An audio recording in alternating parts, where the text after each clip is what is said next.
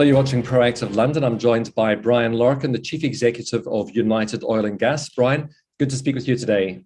You too, Stephen.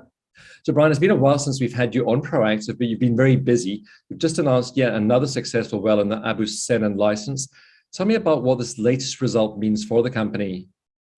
Yeah, well, preliminary result is excellent so far. The well went on stream at 2,100 barrels gross, so we're very pleased with that.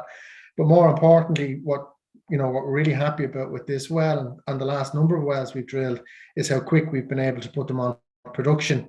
This well we had on production in 6 days. So it means that we're immediately generating revenue for the company from this well. So we're very pleased.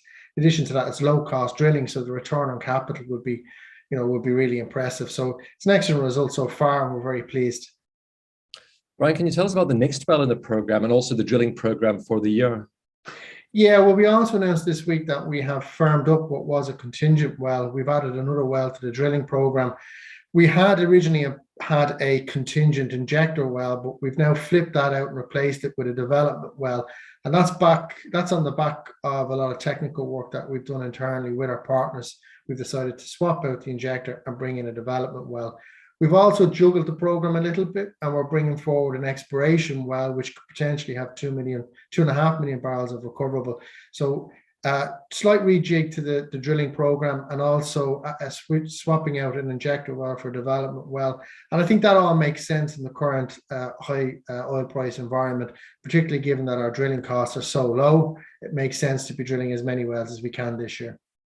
We'll get to the oil price environment in just a moment. But first of all, what impact will the result of the recent well have on your production guidance? Well, it's a bit early to tell. The well literally just went on production on Sunday, so we want to give it some time to see how it performs. But our production guidance that we gave for the first half of this year only included a very small base case scenario for this well, and it excluded any other well or drilling results for the remainder of this year. But what we'd like to do is see how this well performs over the next weeks and months, and then at that stage, we'll consider our production guidance. Brian, you're largely an oil-weighted producer. How does the current commodity price impact you, and what are you planning to do at Abu Sennan? Yeah, it's a good question. Obviously, the higher commodity price makes a difference to our business in that it's direct revenue straight back into the pot. It also encouraged us to add another well to the drilling program this year. But we are a low-cost operator. Our OPEX costs are very low comparative to the industry. Our drilling costs are very low as well.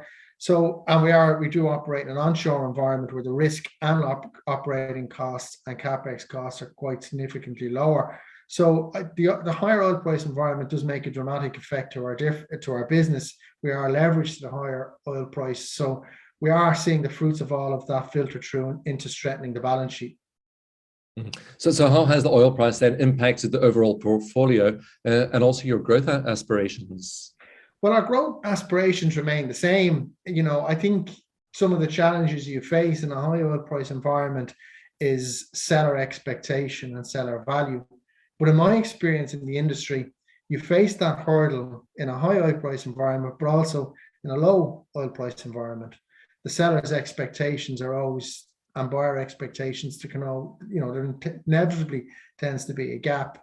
One of the workarounds, or the obvious workaround for that, is to include ratchet ups and ratchet downs in any deal structure. So in other words, if a price goes up, there's a ratchet to protect the seller, and if the price goes down, there's a ratchet down to protect the buyer. And that should work and give any seller comfort and buyer that there will be no buyer or seller regret or embarrassment post a transaction. And it also gives you a mechanism to be able to grow the business via M&A.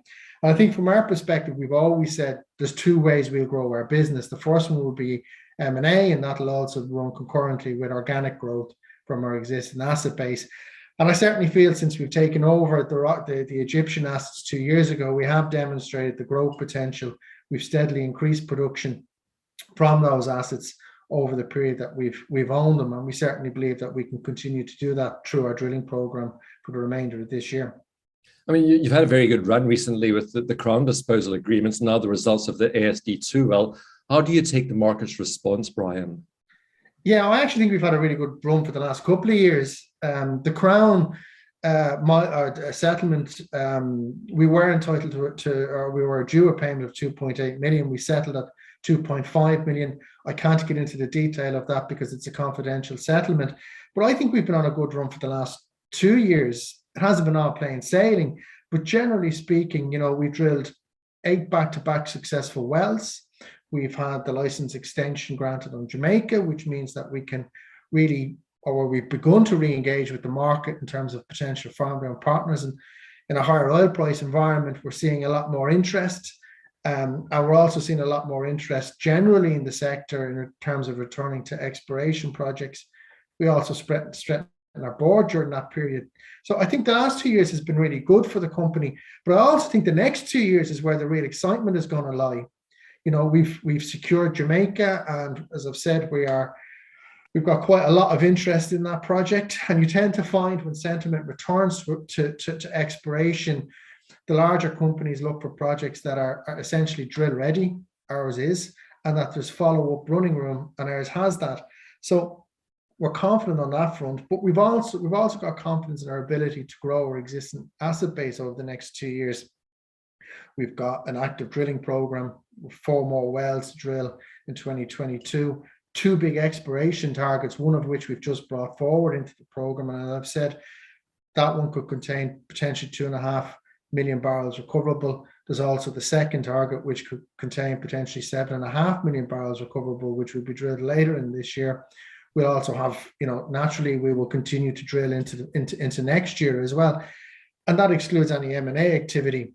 We've announced mid last year, we announced 3 divestments. We've completed 1. We've withdrawn from 1 because it made sense. Given the commodity prices, we'll now take that asset back into the portfolio.